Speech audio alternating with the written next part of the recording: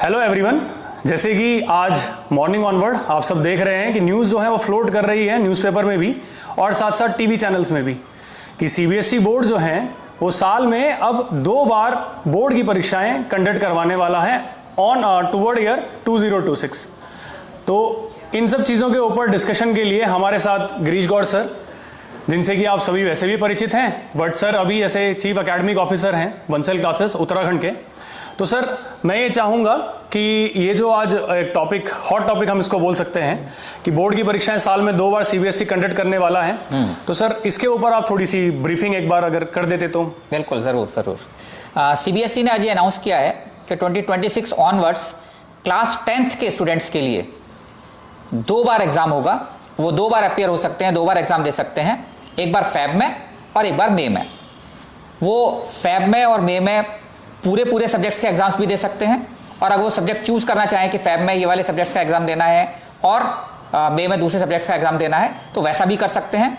दोनों एग्जाम्स में जो उसका बेस्ट रिजल्ट आएगा, जिसमें ज़्यादा मार्क्स आएंगे, उसको उसका फाइनल स्कोर मान लिया जाएगा।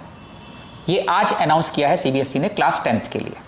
सर जैसे कि जेई मेन जो है साल में 2 बार होता है, तो उसी पैटर्न पे अगर हम देखें तो सीबीएसई का जो ये नया बोर्ड स्कीम आया है सेम पैटर्न ही है। तो क्या सर कहीं गवर्नमेंट कुछ हिंट तो नहीं करना चाह रही है? देखिए, गवर्नमेंट कुछ हिंट करना चाह रही है नहीं, इस पे बोलना थोड़ा सा अभी मतलब it will be early to say anything. लेकिन हाँ, ये एक बात तो समझ में आती है कि गवर्नमेंट की हमेशा से कोशिश रही है, और अब वो हमेशा से ये चाहती है कि बोर्ड के एग्ज़ाम्स और ये आपके नेशनल लेवल के जो एग्ज़ाम्स होते हैं, एंट्रेंस एग्ज़ाम्स, इसके बीच के गैप को फिल किया जाए, बच्चे के ऊपर प्रेशर कम किया जाए। आज उन्होंने 10th में ये स्टार्ट किया है, हो सकता है कि वो 1-2 साल के अंदर 12th बोर्ड में भी इस चीज़ को स्टार्ट करें। और अगर 12th बोर्ड में उस चीज़ को लेकर आते हैं तो आप ये मानकर चलिए कि कहीं ना कहीं ऐसा हो सकता है कि जेई मेन एग्ज़ाम को स्क्रैप कर दिया जाए और 12th बोर्ड के मार्क्स के बेसिस पर ही वो मेरिट लिस्ट बना दें, उसके बेसिस पर ही जो है वो सारे के सारे इंजीनियरिंग कॉलेजेस में एडमिशन मिलने लग जाए। क्योंकि गवर्नमेंट की फाइनली कोशिश तो ये रहेगी कि स्कूल की एजुकेशन को इंपॉर्टेंस दिया जाए। जो स्कूल में बच्चा पढ़ रहा है उसमें अगर वैल्यू बढ़ जाती है, उसको अगर इंपॉर्टेंस दी जाती है, तो उसको इंपॉर्टेंस देने का जो तरीका है वो सिंपल सा यही दिखता है कि आप नेशनल लेवल के एग्जाम्स को बोर्ड एग्जाम्स के साथ रिलेट कर दीजिए।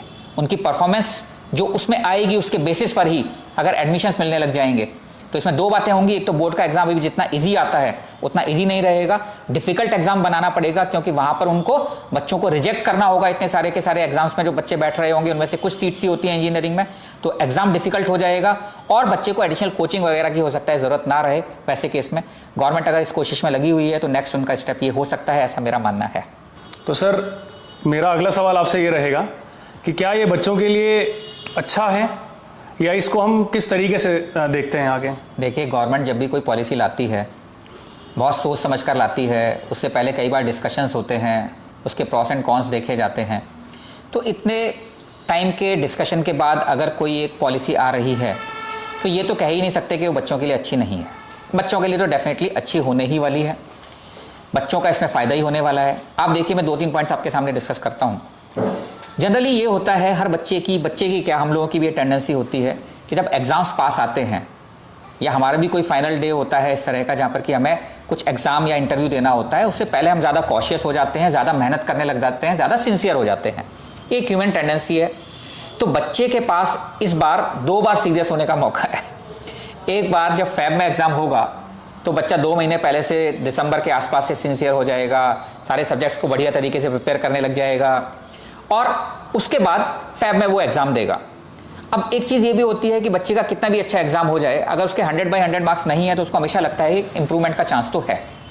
तो अगर उसके 98-99 मार्क्स भी आएंगे तो बच्चा ये सोचेगा कि मेरे को इंप्रूवमेंट करने का चांस तो है, मैं इसमें दोबारा अपियर होऊंगा। अब बच्चा जो है वो जाकर जब दोबारा अपियर होगा तो उस पूरे सब्जेक्ट को दोबारा एक बार रिवाइज करेगा। तो जो पहले रिवीजन एक बार होता था अच्छा बढ़िया रिवीजन, वो अब 2 बार बच्चा अच्छा रिवीजन कर पाएगा सारे के सारे सब्जेक्ट का। तो मेरे को लगता है कि जो कोर सब्जेक्ट्स हैं या जितने भी सब्जेक्ट्स बच्चा पढ़ रहा है उस पर बच्चे की अंडरस्टैंडिंग पहले से डेफिनेटली बेटर होगी, कमांड सब्जेक्ट के ऊपर पहले से ज़्यादा होगा। और आप अगर ये देखें कि किसी के साथ कुछ मिस हैपनिंग हो जाती है, किसी वजह से बच्चे का फर्स्ट अटेम्प्ट खराब हो जाता है और जितना वो डिजर्व करता है उससे कम मार्क्स बच्चे के आ रहे हैं, तो बच्चे के पास ये इंप्रूवमेंट का चांस तो हमेशा रहेगा ही। तो मैं कोई इसमें नेगेटिव पॉइंट तो देखता ही नहीं हूँ। बच्चों के लिए मेरे को लगता है कि सब पॉजिटिव ही पॉजिटिव है इसमें। तो फिर सर इसमें हम ये मान सकते हैं कि गवर्नमेंट के द्वारा उठाया गया जो स्टेप है वो पूर्ण तरीके से लागू हो जाएगा? देखिए, इसमें आज जो है गवर्नमेंट ने ड्राफ्ट निकाला है, जितने भी स्टेक होल्डर्स हैं उनको ये ड्राफ्ट प्रोवाइड करवाया है, उनको 9 मार्च तक का टाइम दिया है, वो इसको रिव्यू कर सकते हैं और अपने सजेशंस जो हैं वो भी दे सकते हैं गवर्नमेंट को। रिव्यू करने के बाद गवर्नमेंट उन सजेशंस को कहाँ तक इंप्लीमेंट करती है वो देखना होगा और फाइनली उसके बाद हमें पता लगेगा कि ड्राफ्ट में कुछ चेंजेस किए गए हैं या नहीं। लेकिन ये तो पक्का है कि 2026 से ये 2 बार होने जा रहा है एग्ज़ाम, इसमें कोई शक नहीं है। Thank you very much sir for giving your precious time. और सर आई होप कि ये जो नया लॉ गवर्नमेंट एक तरीके से बनाने वाली है वो बच्चों के लिए बेनिफिट से भरा हुआ रहे। Definitely definitely. Thank you. Thank you.